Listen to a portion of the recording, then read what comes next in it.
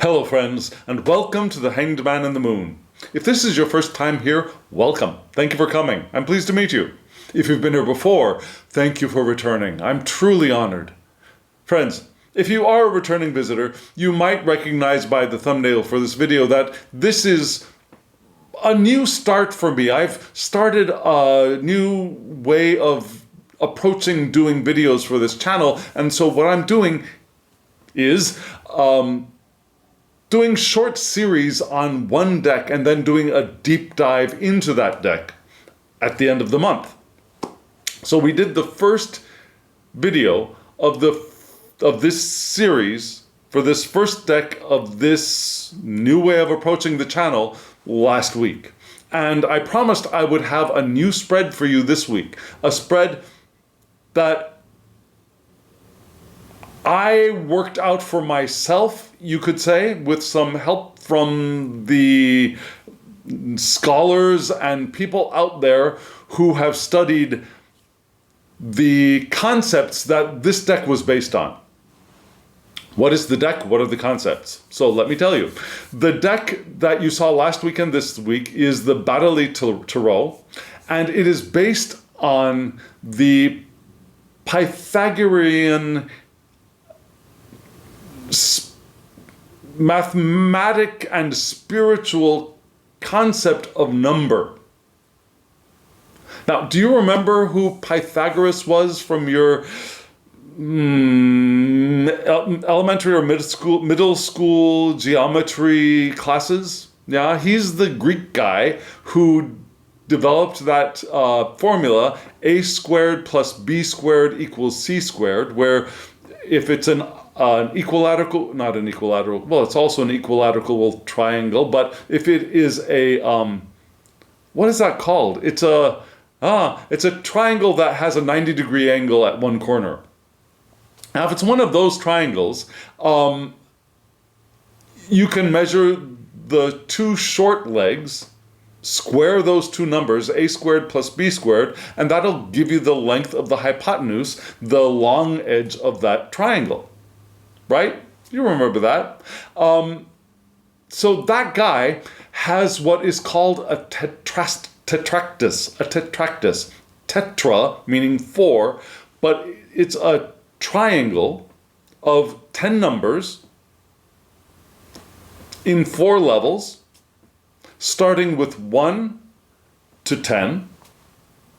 And there is a whole spiritual approach to this arrangement of numbers that was developed by Pythagoras and his school.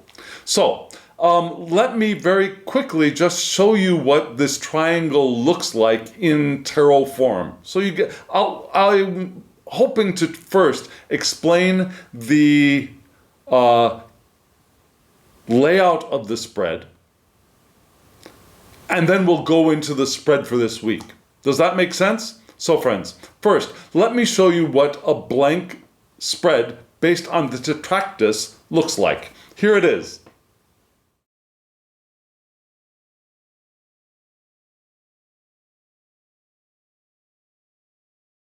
So, friends, you just saw the blank spread based on the tetractys, which again was, we think, developed by Pythagoras in Greece centuries ago, millennia ago, right?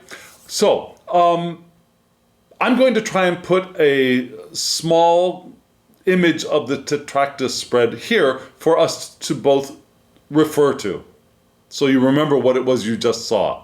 Okay, so you see and you saw that the tetractys again had 4 levels. 4 tetra in Greek, yeah, 4 tetractys, 4 levels. At the top level there was one number, 1. In the second level we had 2 numbers, 2 and 3. On the third level we had 3 numbers, 4, 5, and 6. And then on the bottom level we had 4 numbers, which were 7, 8, 9, and 10. And each one of those numbers has its own characteristic or its own special qualities, very similar to the 10 numbers on the Tree of Life in Kabalistic Mysticism. That word just does not want to come to my mouth today. Mysticism. So in the Kabalistic tradition, right, the shape is not a triangle, it's a elongated set of 3 columns. If you remember, yeah, that's the tree of life in Kabalistic mysticism. This is the Greek tetractys. So what are those special qualities to each one of those numbers? Yeah, the first number at the very, very top, that is the monad. It's the unity. It's the all, right? And so it's the divine. It's the origin and the central intention for our spread. On the second level, maybe I should be telling you about the levels, yeah? Well, okay, no. Let's go with number by number first. On the second level, we will see number 2, which is the active principle, right? The yang in the yin-yang, or the yang in the yang if you're Korean. Number 3, on the right for you, this should be the right, I believe, for you, yeah? That is the receptive principle, or the yin, or in Korean, the of the yang, or the yin-yang, yeah? So the top, the origin, the monad, the all that is the unity, splits into 2, right? The active principle and the receptive principle. And then those 2 get together, as opposites often do, and create the 3. And the 3 that is created is from number 4, should be on this side for you, I think. 4 is mind, 5 is heart, and 6 is body. Mind, heart, and body. And then those 3 develop the 4 of the material realm. Yeah? So we're going to associate the ideas of, for number 7, foundations, the basis. 8 would be challenges for this spread. 9 is manifest outcome. And 10 is legacy, or the enduring lesson of what this tetractys is going to be teaching us. So I'm overlaying information on top of the Pythagorean tetractys to create this spread. Does that make sense? So in Pythagorean number system, 7 probably does not mean foundation, but for the purposes of this spread, it does. And full disclosure, my journey of understanding the Pythagorean mystagogy or mystical tradition around the tetractys is in its infancy, and I am, what do they say? A little information is a dangerous thing. I might be treading into dangerous territory, at least scholastically, if not spiritually. But I think this spread still works. Yeah? Another thing that we can consider when we see this whole spread laid out is that, again, there are 4 levels, right? And each one of those levels can be assigned to one of the 4, in Western traditions, the 4 elements. So the first, I found consensus for level 1 and level 4, and I've seen some things which seem to contradict the assignments of elements for level 2 and 3. But let's start off with the one at the top is fire. Yeah? Now, like I said, 2 and 3, I've seen contradictory information, but for the purposes of this spread, we're going to see level 2 as air, the mind, which can divide things. Level 3 is going to be emotions, so water. And then level 4, which is pretty consistent, I think, around the information I saw, is for earth. So top is fire, then air, then water, then earth. So the top being fire, this is the fire of creation, the creative energy. Air is the mind dividing things. emotion, it's the creativity, that transition stage between the thoughts of the mind in air and the material realm of the earth. This is the transition between energy to matter. And that happens through the water element of emotion and creativity. Does that make sense? So the way that we're going to read this spread is from top to bottom. We're going to start off with card 1 being the inspiration, the central intention, the purpose of, or the incoming, the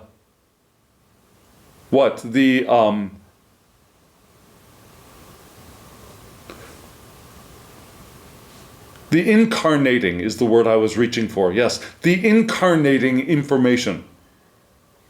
Not the incarnated, but the incarnating. So the information first comes into this world of 3 dimensions and matter, starts moving into that realm through fire, that first intention, and then through air with the mind making discriminations, discernments, dichotomies, binaries, and then through the creative process of water into the earth of manifestation.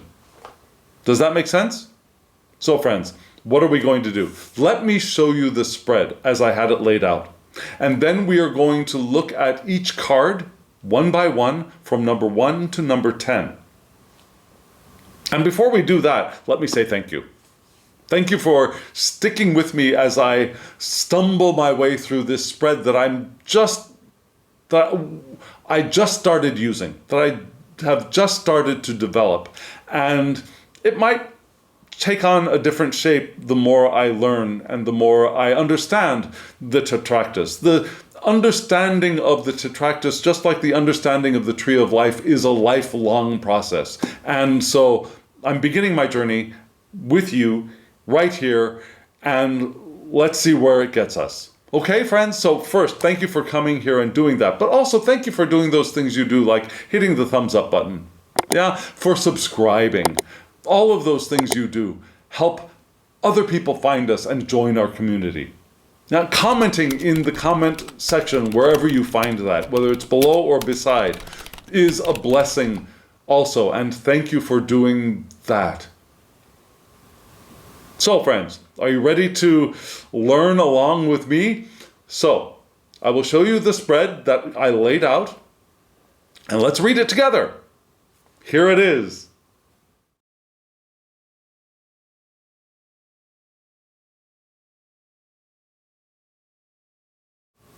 Just in case this is the first time that you've seen this deck in action, what do you think of these cards? Now, just let me tell you that when you see the cards appear in the corner, when I start putting them up there, the image that you see is going to look more black and white than the actual deck is. The deck is sepia tones, yeah? And the background of each of the images, okay, so it's sepia tones with gray on a very light sepia background. The background has a very light brownish tint to me. Now, like very fine old parchment paper, where there's very little dark staining to it, almost no dark staining to it. It's almost white parchment paper. Have you ever seen that? That's what vellum. That's the word that's more correct, I think. Very fine vellum. That originally has a slight brownish hue to it. But in the photo, it looks a little bit bluish, I think. It's the color balancing of my camera on my phone. So just know that if you get this deck, it's not up there yet, but if you do get this deck, the background is going to look a little warmer than it shows in the photos that I'm going to be showing you here. Okay? So, when you saw that whole spread,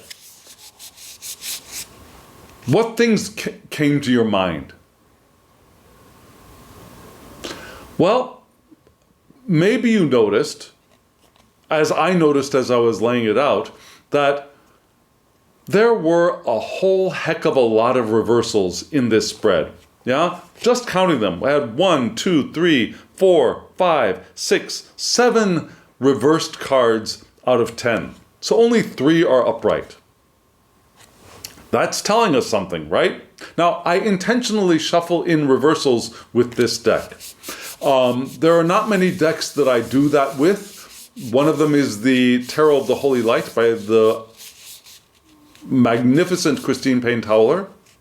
And another one of them is this deck, because I really think that this deck calls for it in the way that it has reimagined itself as a tarot in the Pythagorean tradition. So we're reading with reversals. I'm intentionally shuffling reversals into the deck, and if you don't know what that means, ask me in the comments below and I'll explain it to you better. What else did you notice? Yeah, the first spread that we laid with this deck was all swords and batons, right? So in this spread, we have a lot of batons still, right? We've got a lot of batons, but we also have 1 cup. We have one of the receptive elements here, and we've got a few major arcana cards. We've got a couple of the court cards, but not as many as last time. How many court cards do we have? We have 1 court card,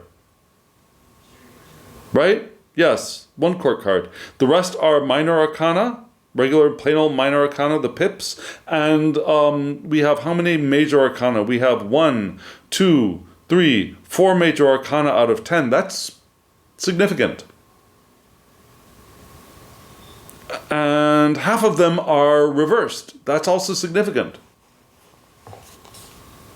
Okay, so we've got a lot of air here. Because remember, in this deck, the batons are air and the swords are fire. And if that twists your brain too much, I'm sorry. But in this deck, we have that reversal. Cups are still water, and the pentacles or coins are still earth. Of course, we don't have any of those out on the table today. So we're going to start off with number 1, right here. The devil. Right? The devil reversed. I'm going to show you the cards upright, but remember, this was a reversed card. So what is it telling us? Well, we see this beautiful image, right? For a devil, it's a very feminine looking devil, although we do have the face in the belly. Do you notice that? We also have a face up around the heart chakra that almost looks like a shield on the woman right between and below her breasts. Yeah? You see that? Very similar to the Smith-Waite deck, we have a 1 hand up and 1 hand below, giving the as above, so below signal, right? We have the 2 creatures which are smaller than her and standing in front of her. You notice that we have 2 triangles, right? And those 2 triangles really do not form a pentagram, but the way that the banner at the top droops down, we almost get the feel of a pentagram behind her, even though it's not a pentagram. Do you see that there? Can you see the fragrance of a pentagram wafting through that hexagram? The 6-pointed triangle? Anyways, so beautiful devil, beautiful creatures. We also notice that there are 2 somewhat cat-like creatures at the main figure's, the woman's feet, which is interesting. She's got wings. It's a beautiful card. It's beautiful art. She doesn't look scary at all, right? And the 2 imps are still chained. It might be difficult for you to see, but there's a chain around their necks and it does droop down to the ground, and they're tied to the bottom of the downward pointing triangle. So what does the devil card mean? Remember, this is the position for divine origin or the central intention of the spread. And every week I ask the same question, which is, how can we live our lives more intentionally in the coming week? So, when the devil came out reversed, I was thrown for a loop. Yeah, so of course I definitely had to refer to the guidebook. And what it told us was that the devil reversed is a recognition of our dependency on fear-based ignorance. Yeah? Hiding our flaws and weaknesses, resulting in our being controlled by the shadow part of our unconscious. Self-ignorance is the name of the game right now.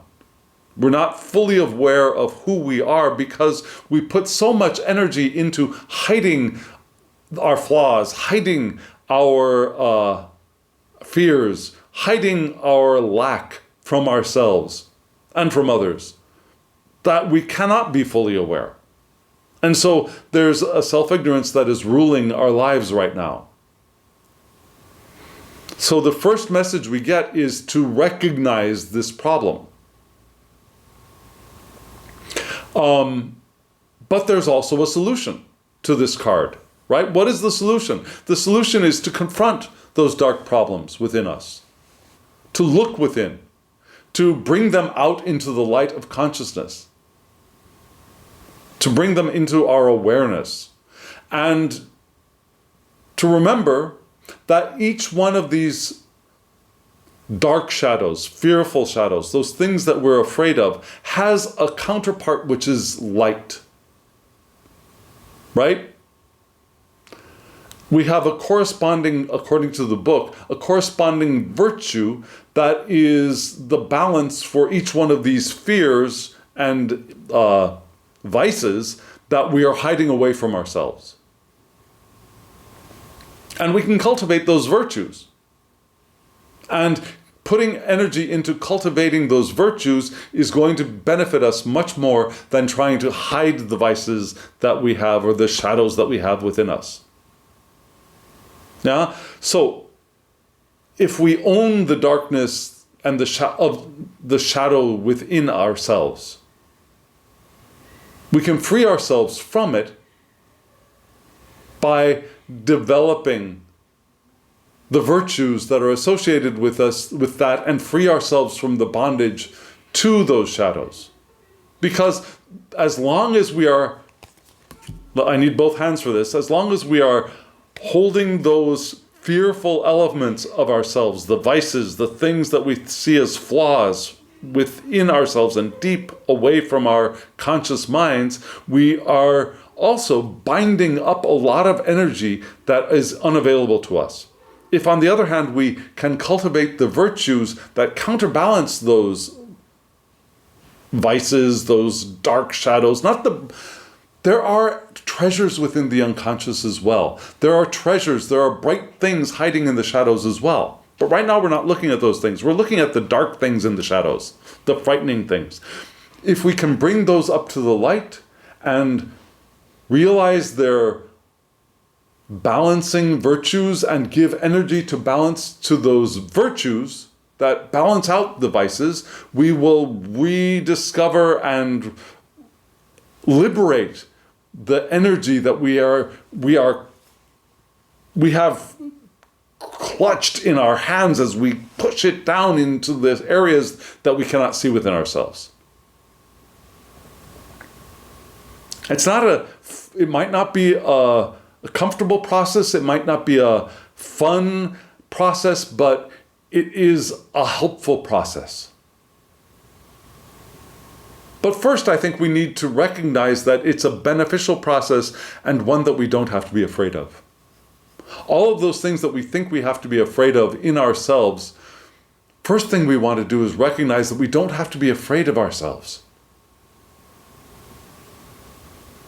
We can bring these things up into the light and recognize them as the wounded aspects of self and find healing by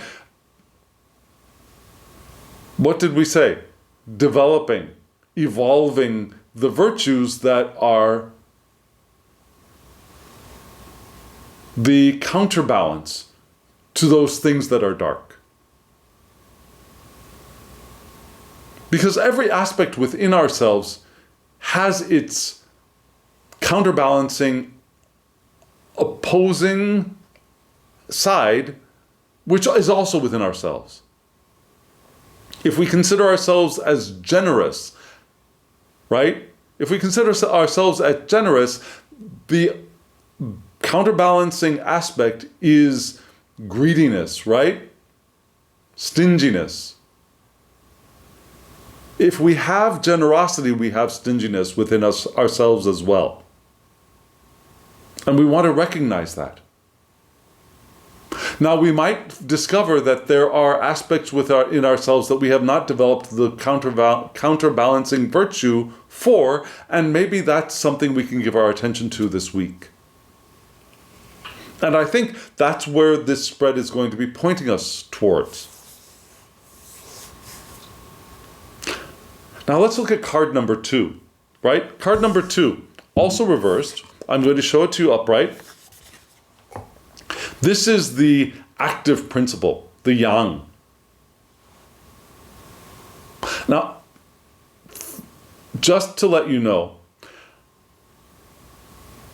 I'm still not certain that in the future the yang will be on the left and the yin will be on the right. Yeah?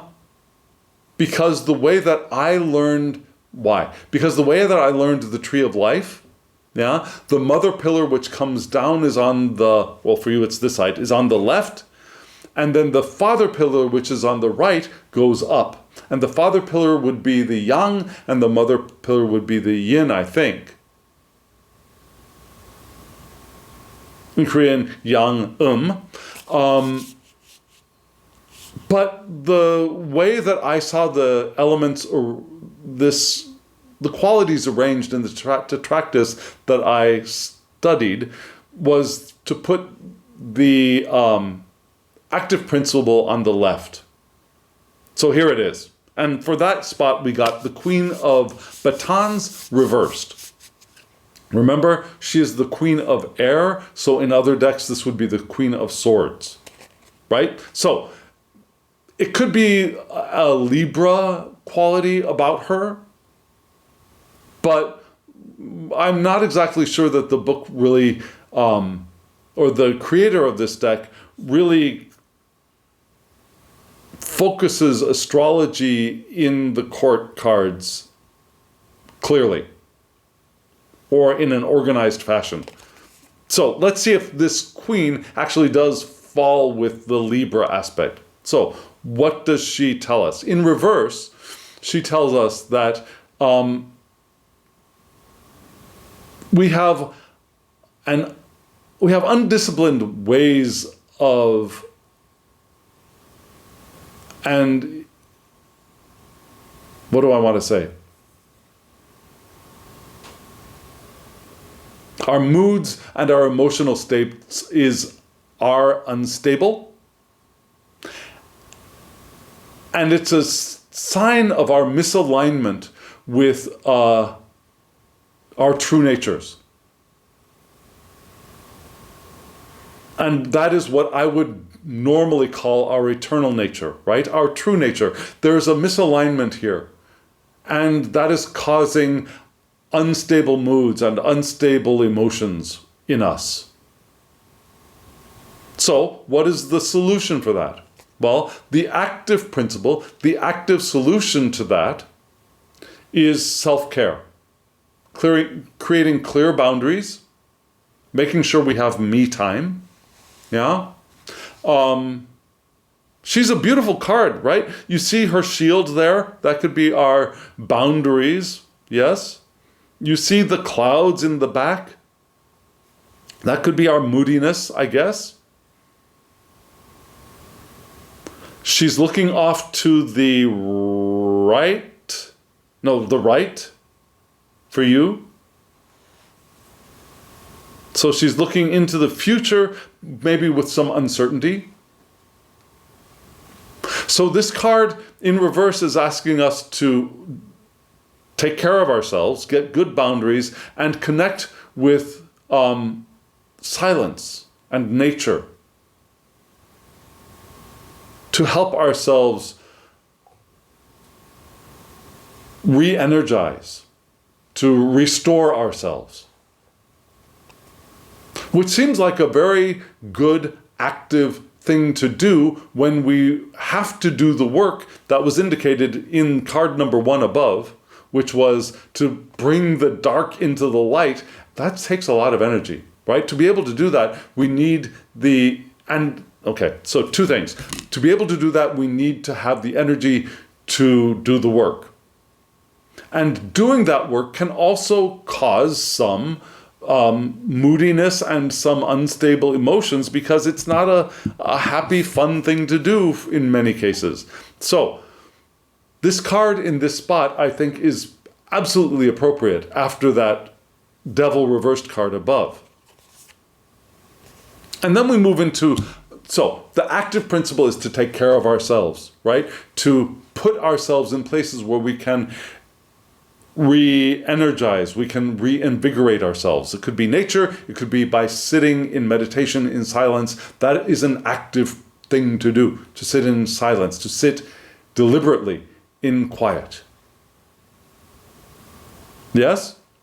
And so the receptive quality of this air portion where our mind is this card, which is the 3 of batons, also reversed, also batons, which are air, right? Both of these cards in the air section of this spread are air cards. So this would be the 3 of swords in other decks, but it's the 3 of batons. And here you see it upright, and you see Saturn, that's supposed to be Saturn, with his legs crossed, very, very, a very sophisticated looking Saturn in very flouncy pants with a long beard, and we have the horns above. This is Saturn as Kronos, I believe. This is not Kronos. I'm sorry, it's not Kronos. Anyways, this is Saturn. And you see that upright, you see Capricorn on the bottom left-hand side of the corner is upright, but when this card was reversed, the Aquarius picture that you see in the bottom right-hand corner, would have been upright. And I mentioned in the previous video, I'm still trying to work out how the zodiacal information on these cards really works in the reading of these cards according to the creator of the deck. Because really, we're also looking at the deck through our understanding of the creator's perspective. If that makes sense, okay? So, the 3 of batons reversed tells us what? This is the receptive element of the spread. There's a loss of spontaneity, right? There's a loss of spontaneity and joy. Because we're strictly following rules. We are latched on to too much structure, which is a Saturnian thing to do, right?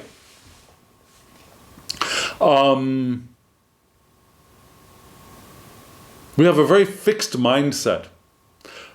We have limiting beliefs. We're doing work that doesn't enliven us, doesn't bring us joy. Yes?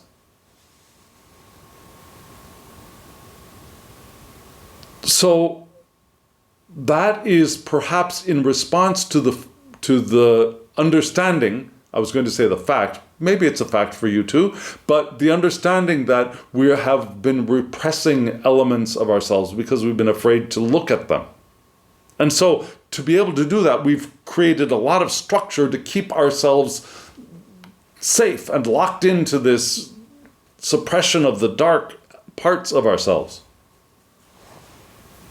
So, what is the medicine for this card in reverse? Well, we have the invitation to, well, invite spontaneity into our lives, right? To follow our inner child even. We're asked to do the unexpected, deliberately do the unexpected. Maybe deliberately go meet new people. Maybe deliberately visit places we've never been to before. Try anything different. Walk a different way to get to work, to school, to the store. Walk a different path. And it's not because, oh, you're going to find something remarkable and mysterious and, oh, there'll be a phenomenal synchronicity that is all planned out for you. We're not expecting that. We don't want to have those expectations, because if we hold those expectations, we will probably be disappointed. But the whole point is to do the new thing, because it breaks us out of our patterns. It's not because once we get out of our patterns, because we take the new route, we're going to find $100 on the ground, or we'll see the love of our lives. It may be possible, but we don't want to hold those expectations. We want to break the pattern just because that is the goal, to break the pattern. Yes? Have you ever done that? Have you ever deliberately taken a different path to get to somewhere, work, school, the store, the bus stop even? Yeah? Have you ever gotten on a bus that you've never been on before and just decided to see where it goes? If you've got time to do that, maybe do that if it looks safe. Don't do it if it looks unsafe. If it looks scary, don't get on that bus. But if it looks safe, yeah, get on the bus and see where it takes you. Again, not because we're expecting something mysterious and magical to happen, but because it's doing the work of breaking the pattern. Yes? So that's what we're being asked to receive. Receive the ability to break out of the structure that we have been actively creating for ourselves. So this triad above the rest of the numbers, 1, 2, 3, seems to integrate very well together, I think. To be able to do what we're being called to do in the one, we have these two aspects. Actively caring for ourselves, right? Connecting with silence, connecting with nature to find our own energy, to stabilize our minds, and then receive the inspiration to follow our inner child to places that we haven't gone, or ways of getting to where we want to go in different ways. Different ways of getting to where we want to go. That's what I was trying to say. Following our inner child in different ways to get where we want to go. Or going new places, meeting new people. Yes? That all supports that devil reversed card above. And now we're going to move into the waters of creativity, the waters of our emotion. And remember, there is some instability indicated for our emotions, right, in the mind section.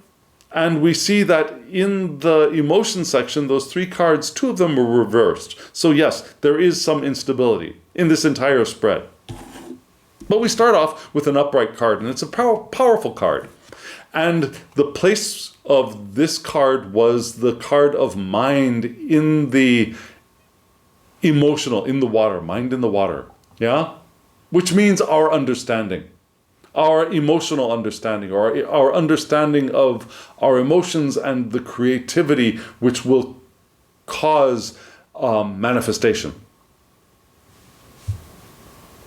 And that card was fortitude, upright. And we have a beautiful card here. We see a lion rampant, right? The backs of the cards, just in case you wanted to see those again. Yeah, we see a lion rampant, and we have the woman straddling the lion, a fairly svelte looking woman straddling a very svelte looking lion. She's got her hands on the upper and lower jaws of the lion. Can you see that? She's got beautiful hair. It looks like she's got a laurel wreath encircling her head. Yes? There's another circle inside the larger circle. We have a squared circle right behind her, right? And in that squared circle, there is a sun behind her. So it looks like this card may be pointing towards Leo, which, just telling you personally, I don't see that fortitude strength has to be a Leo card just because there's a lion on it. Yeah? But we also want to recognize that the major arcana in this deck has been renumbered. So she, instead of being in 11 or in 8, depending on which system you read, yeah, Thoth and Tarot de Marseille give fortitude, strength, lust, all names for basically the same card, to 11, and they put justice at 8, whereas the Smith-Waite deck switched those two. Here in this deck, she's at 10. So it's a very different ordering of the system. So, this being Leo would not necessarily make sense, and I'm not really sure how to map this Pythagorean-based deck onto the Tree of Life, or whether that would actually be helpful or not. He's got different associations to the zodiac with the major arcana, if you see the book. And when I do my deck dive, I'll show that to you. But here we have fortitude upright in the spot for mind and for understanding. So what is that telling us? It tells us that we want to face life with courage and with fortitude.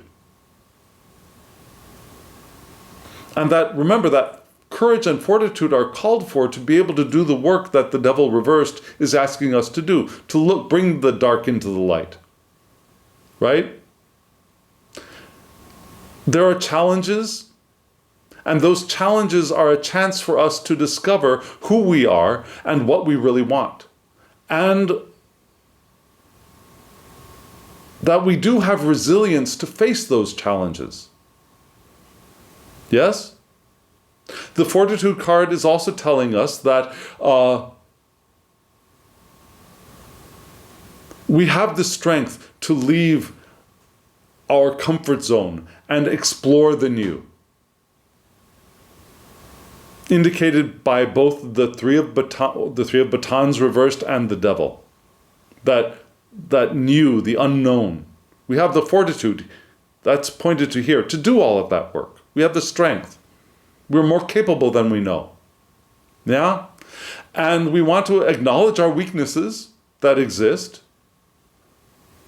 because they are paired with our strengths. Our weaknesses are in balance with our strengths.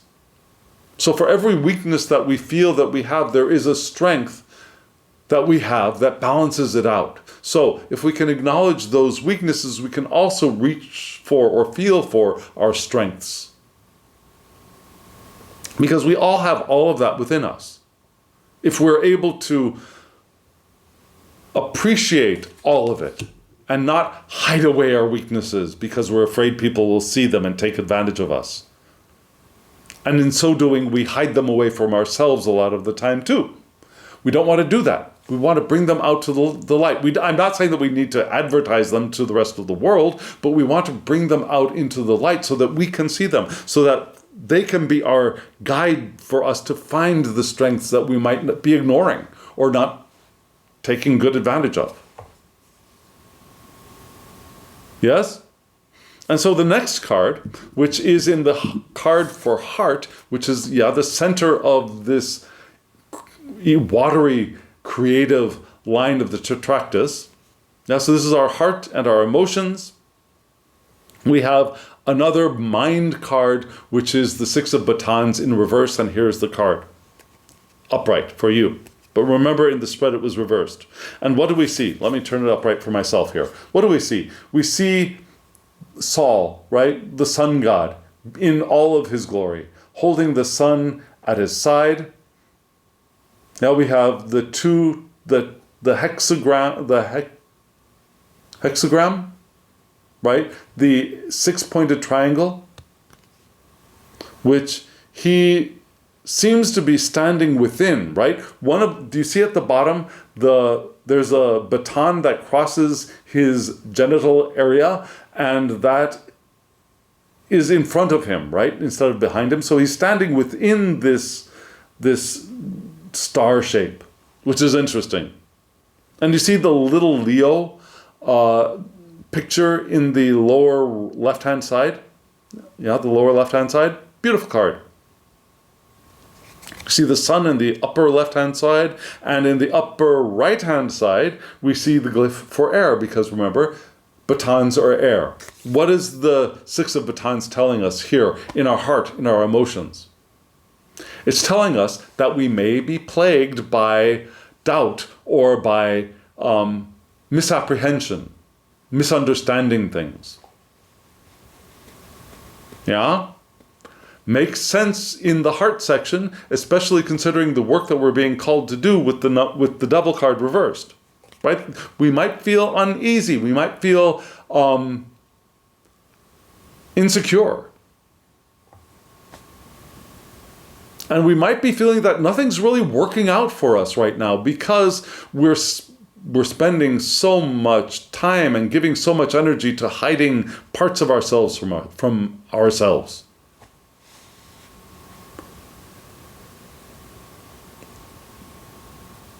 So we have the need to know something that we don't in this card. And that may be what's causing our feelings of doubt and misunderstandings and misapprehensions. Excuse me. So what is the medicine for this reversed card? The medicine is to seek harmony. And how can we seek harmony? The suggestions of the guidebook are to move to music. Now, to move to music and to move in the direction of listening music. Yeah. Invite more music into our lives. Maybe dance a little. Yeah. If you feel comfortable and are capable. Able. If your bodies are able to dance, whatever capabilities you have to dance. If you can not stand, you can dance with your upper body, right? I've done a lot of chair dancing in my day, yeah? You can dance with your head. If you can't move your arms, if you can't move your shoulders, if you can't move your hands, you can dance with your head in the privacy of your own home. You don't have to worry anywhere you feel comfortable, yeah? Move the body to music in whatever way we can. That will help us in this time to get things moving. Because remember, we had that.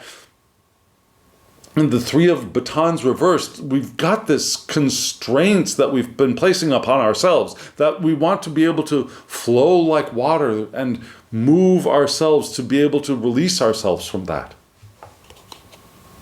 So seek harmony with music, dance, or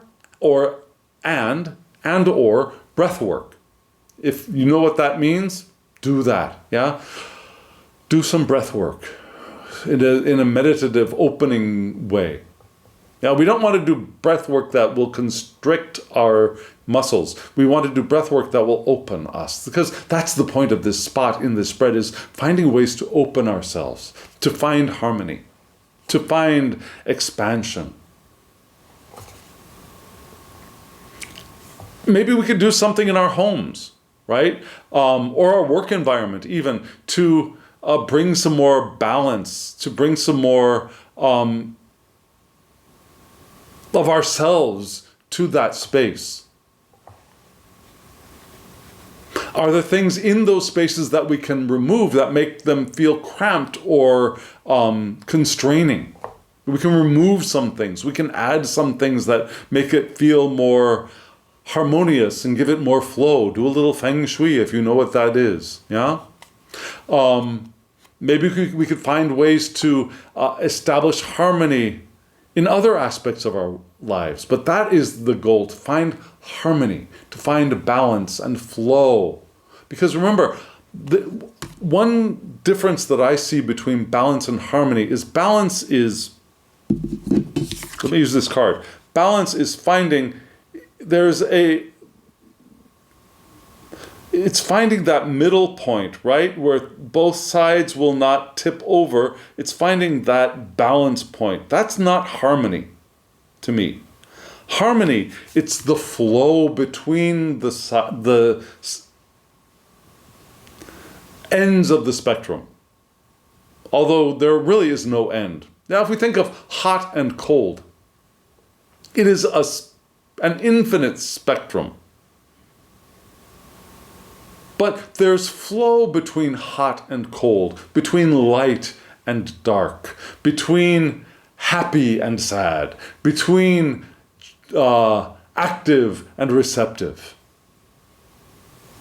That's harmony, finding that flow, which is an active movement thing. So that's why we're trying to move our bodies as much as we can. We're trying to move our breath as much as we can. We're trying to allow energy in our environment to move as much as we can to find harmony, right? And that's what we're asked to do, to work on our heart space, to find healing for our heart space. And then, what do we have here? In spot number 6, this is body and action of creativity as we're getting ready to move into manifestation, right? The 6, which would be beauty in the tree of life. Why did I say tree of life? I don't know. The tree of life. Here, 6 is for body. It's for action. The action and the physicalization of the water of emotion. And here we had a major arcana card reversed. We had the Hermit, and here it is upright. The art in all of these cards I think is beautiful, although a little bit hard for me to see if the lighting is not very, very good, because the line work is so fine and so detailed and so intricate and so much, honestly.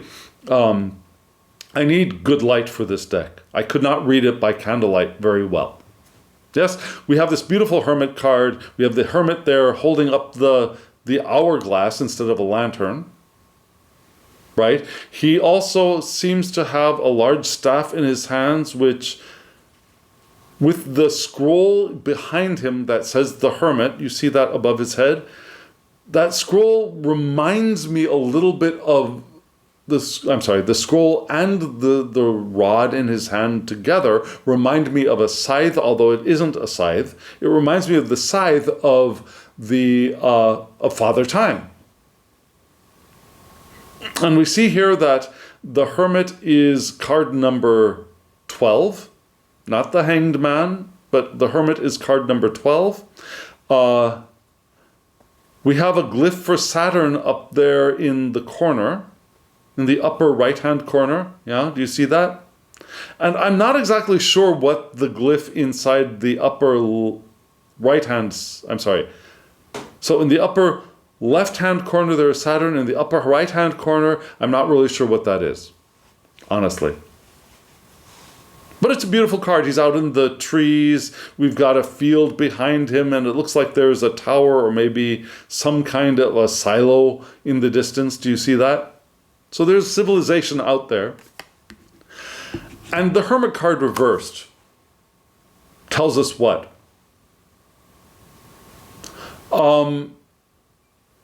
Reversed, this card says that we have experienced the passage of years, but we have not necessarily gained the wisdom that we could have gained from those passage of years. Now, so there's age, but a relative lack of wisdom that could have accompanied the progress through our lives. We might be feeling isolation. We might be feeling bitterness or regret. And perhaps that's part of the shadow that was indicated by the devil reversed above.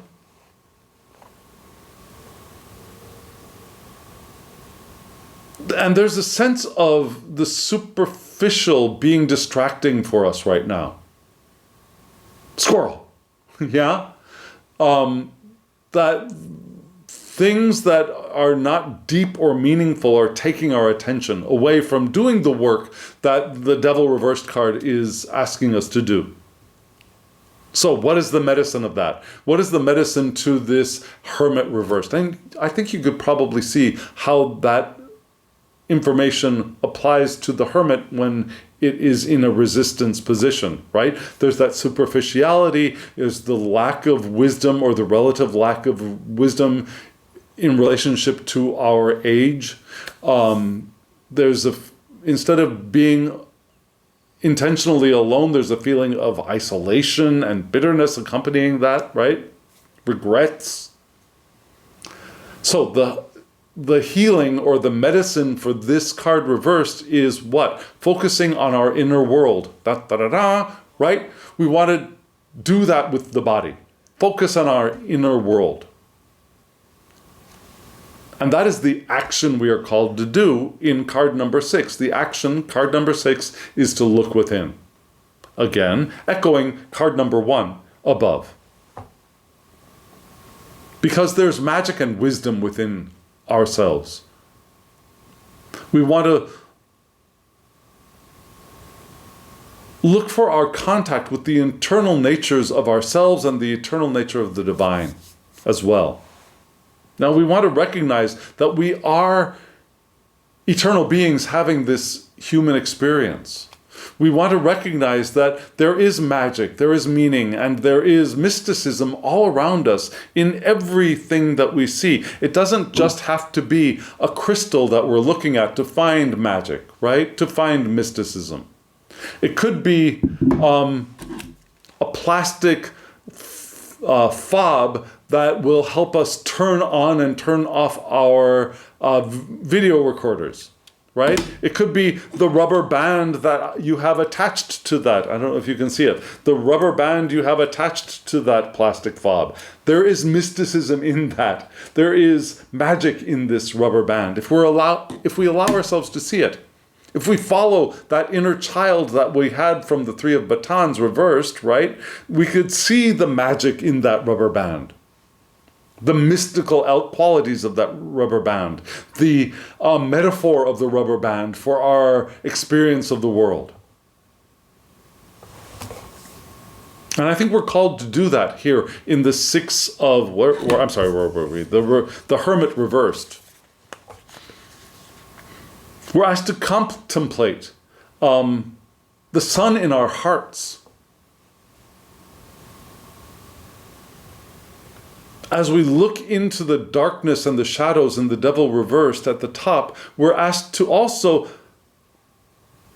feel for the sun that inhabits that space as well. Yes? And recognize that the problems are within us.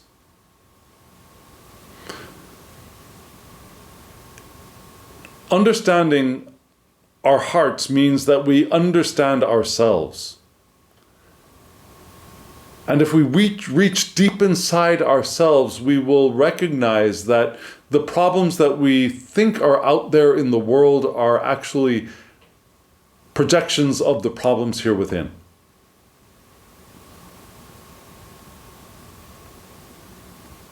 Especially in relationship to this spread.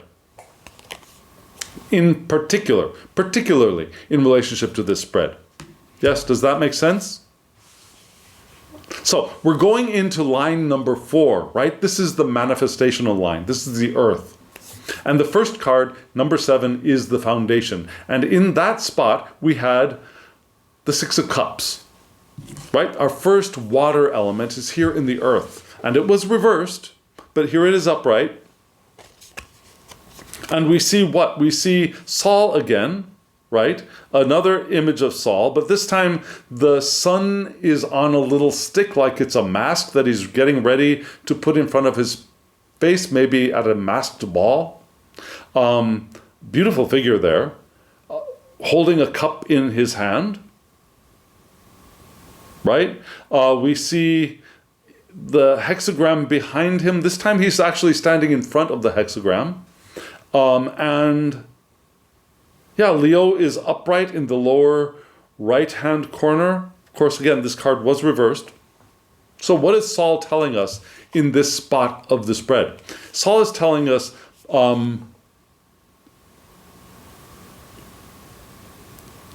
there's a struggle to release the past. And we're experiencing emotional stagnation. Sorry, I bit my tongue and sometimes it freezes up a little bit. I bit my tongue not now, but yesterday, and it was a big bite. So there's still a little discomfort there. So yes, there's a struggle to release the past, and that's causing some emotional stagnation. Yeah, so even in this deck, in the Six of Cups, we've got that idea of past emotional happiness reversed. It's not releasing, yeah, and becomes stagnant. Clinging to old memories or relationships prevents us from moving forward. The good old days, right?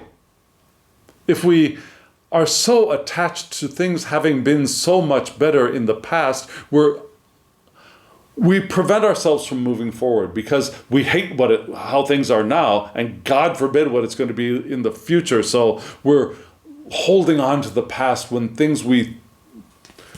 we're creating the goodness of the past, right? We're forgetting all the bad stuff, well, most of the bad stuff, or at least some of the bad stuff that was there in the past. We're idealizing it and clinging to it.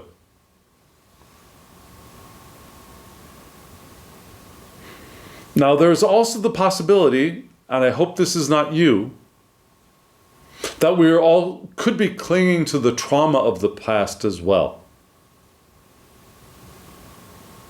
Right? Not all of us look back at the past as the good old days. Some of us look at the past as the traumatic days. And yet, we can, believe it or not, we can still cling to those traumatic experiences and not allow ourselves to release those. And this card is pointing to that as well. So what is the healing? What is the medicine for that? Because this card was reversed. It's the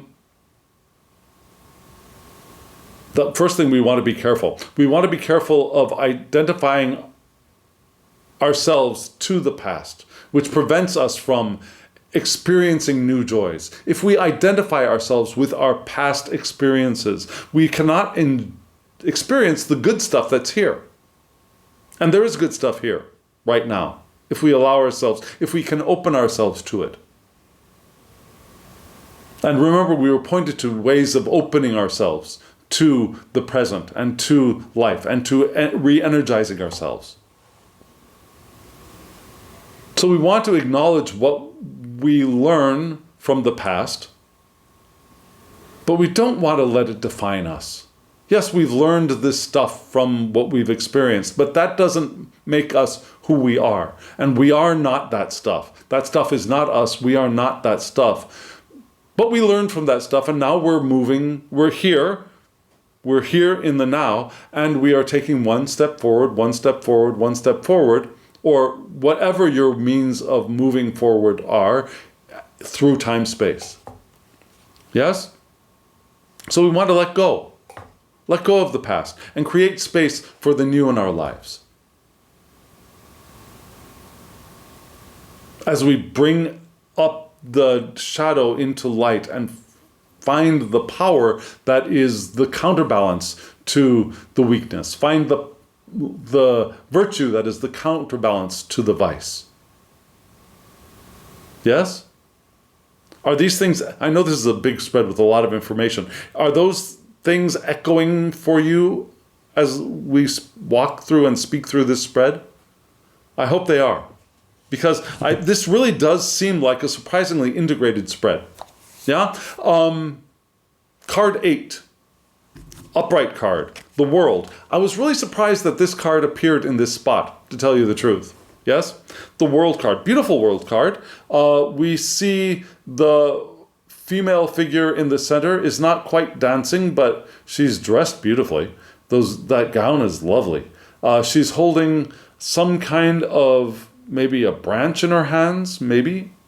She's got what is that? A Vesca Pisces behind her of flame, which is just gorgeous. Yeah, around that Vesca Pisces with the flame, there's another Vesca Pisces with the zodiac around her. Yes, and at the top of that Vesca Pisces with the zodiac, there's a crown. She is crowned. We have the four cherubim, the four elements, the four fixed signs of the zodiac, the four evangelists. You choose your delight for how you name those four creatures around the corners, but they're all there. Right? We got the lion in the lower right-hand corner. We got the Taurus bull in the lower left-hand corner. We got the eagle and the angel with the water. It's all there. Beautiful card. Beautiful drawing. Yeah, it's the world. Really, it is the world. Upright. This is the spot for our challenge. Right? So what are we challenged to do? We're challenged to recognize that our life path has reached an important juncture right now. And that's probably why we're being asked to do what is commonly called shadow work, right? And one of our paths or our projects may have reached completion at this point. It doesn't have to be our entire life journey has reached this huge juncture, but rather it could be one path, one project in our lives has come to a close, has wound itself up. And so if we begin healing, we can increase the flow of life in us and through us, and we can cherish it. Yeah? We can cherish that completion. And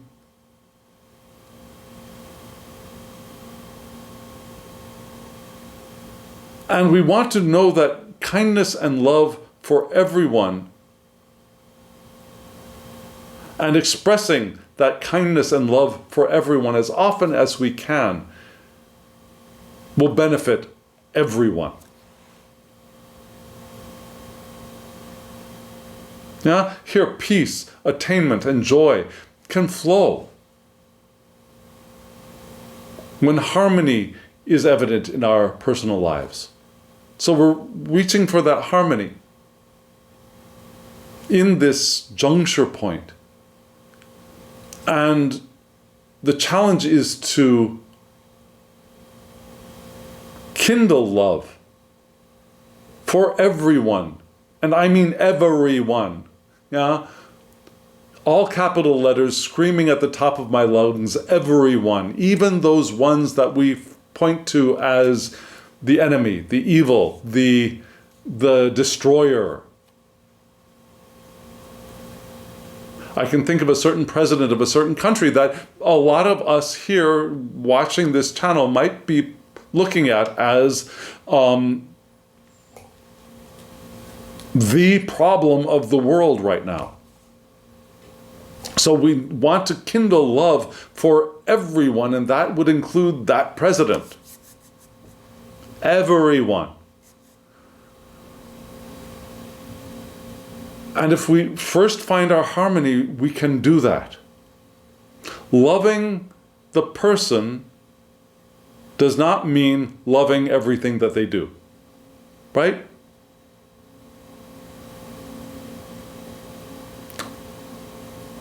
Let's pull it to the most common extreme. Loving Hitler does not mean loving the things that Hitler did. Right? From the most harmonized state that we can achieve, we can recognize that the person that became the well-known monster we call Hitler became that person because of some trauma in his life, which exponentially exploded into a murderous rampage. So we can love the person,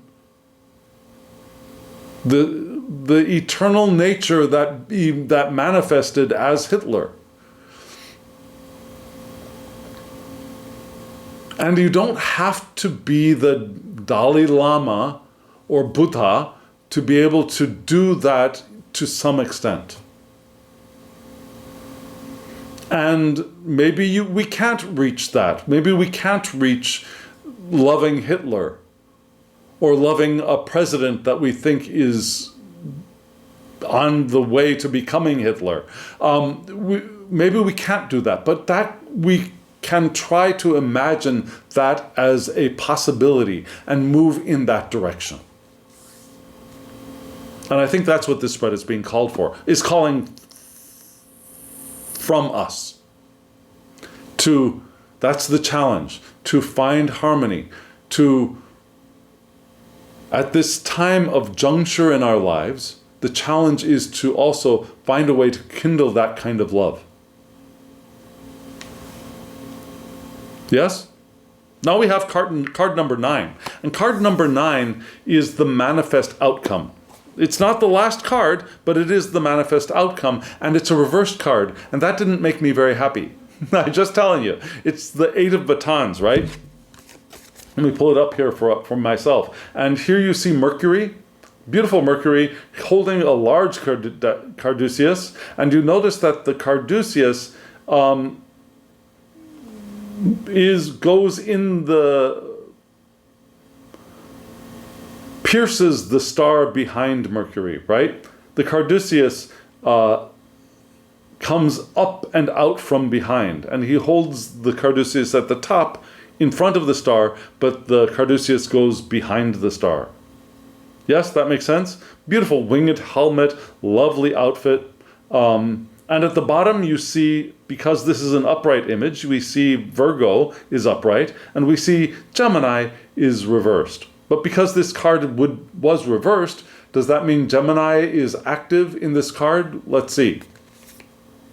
What does this card signify? What does this card signify in reverse? It signifies a lack of change or movement in our thoughts, period. A lack of change or movement in our thoughts. That is what has manifested for us right now. Which is why we're doing all of this work, right? So, there have been words that were unspoken, that should have been spoken, perhaps.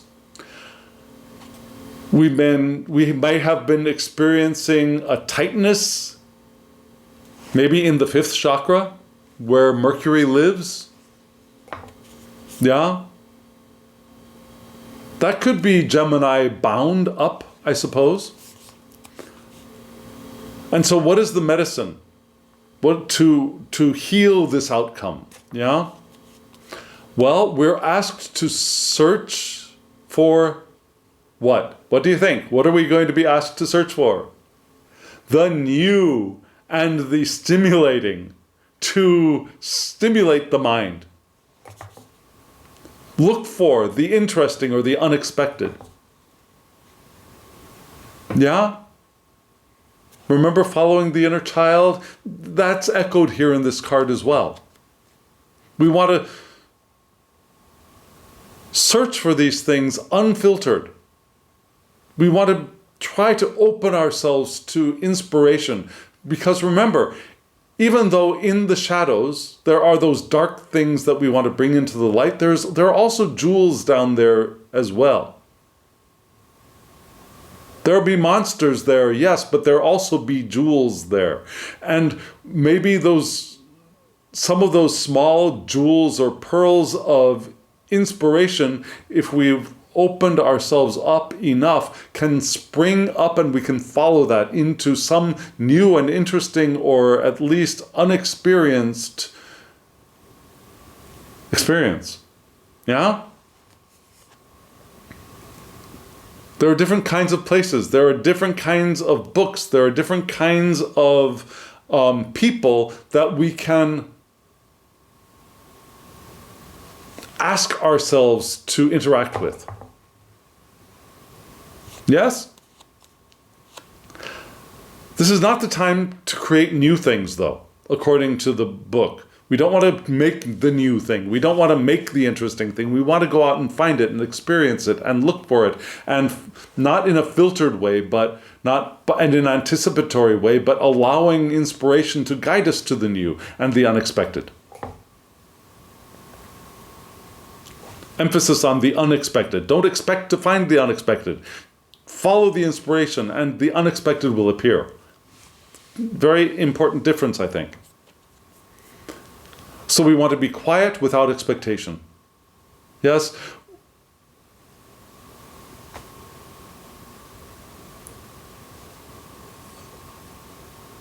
We want to recognize that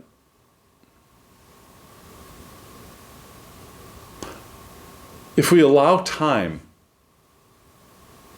we can allow things to ferment within our minds. And as things ferment within our minds, those have you ever fermented anything like a vegetable or beer or wine or anything? It creates gas, right? You can imagine those little bubbles of gas being the inspiration that can rise up when we let things ferment in our minds, and not rot in our minds, not go putrid in our minds, but ferment to become something new, right? It's an alchemical process. So that's what we want to do, to heal the manifestation and the outcome of that tightness that we have created to keep that dark stuff down. And so, the legacy, the enduring lesson from this spread is what? It is this card, the 7 of batons upright, yet another air card. 7 of batons upright, we see Venus here. Right? Venus and Cupid. Or, let's see, Venus and Aphrodite and Eros. Yes, Aphrodite and Eros, Venus and Cupid. We see in the upper right-hand corner, we see the glyph for Venus. We see in the upper left-hand corner, we have the air symbol. And in the lower right-hand corner, we have upright Libra. And then in reverse, we have Taurus. And so this card was originally upright, one of the few upright cards in this spread. So we have Libra here, right? Which is relationships, which is balancing and harmony, right? Now, the 7 of batons, I'm still trying to work my head around this being the legacy or the enduring lesson, because the book really points to romantic relationships. Yeah, it might be a good time to be happy-go-lucky, according to the book, in love, less clingy, more lighthearted about our relationships.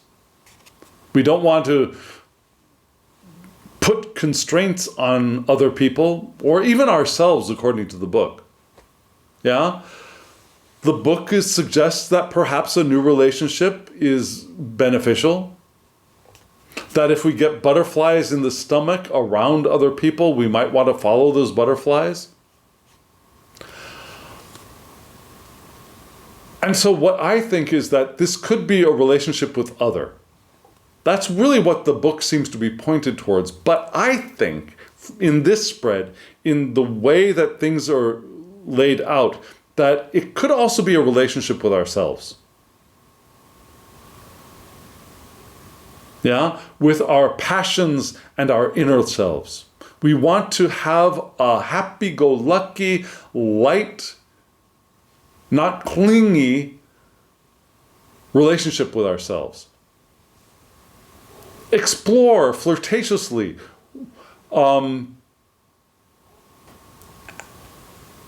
and be loose about this process, emotionally loose about this process that we're engaging in right now.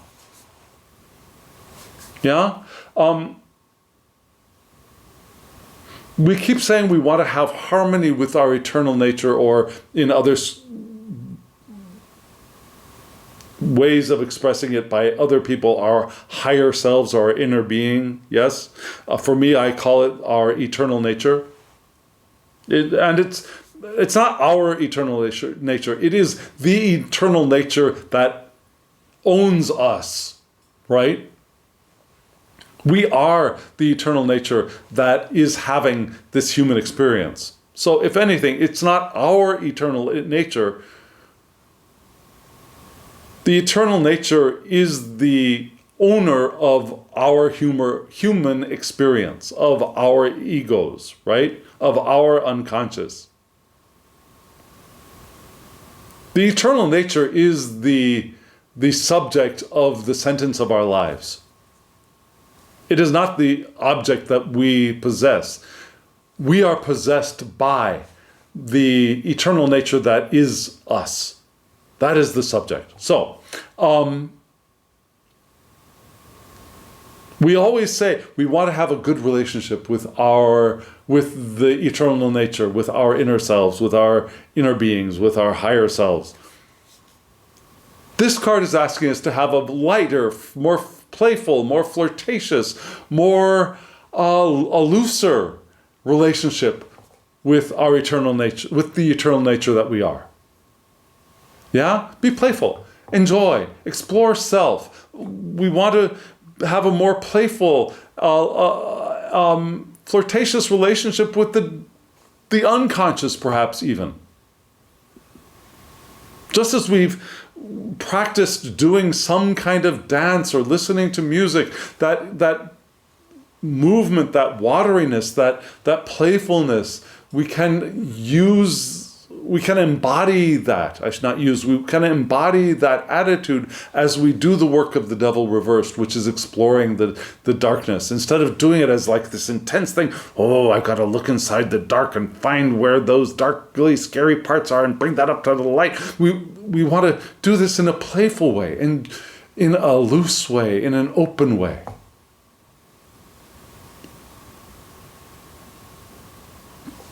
Because this whole spread is asking us to open up, right? And we want to do that in a playful way. So, how would we summarize this spread?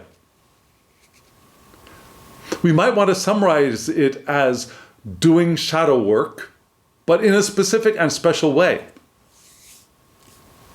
We want to allow ourselves to look into those spaces within us that we have been repressing and holding at bay. We have been pushing down so that we don't notice them, so we don't look at them.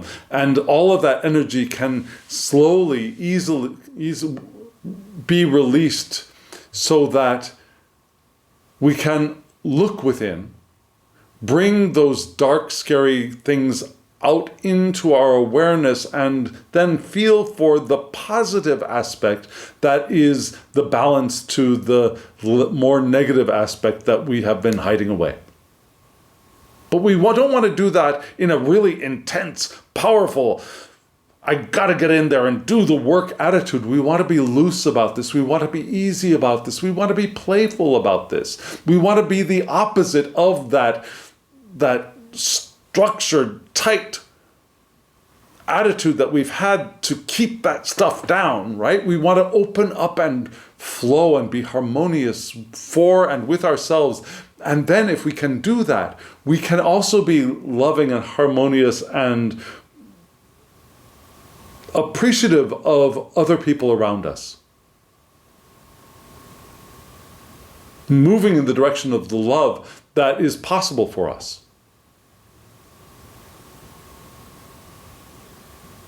Yes? This spread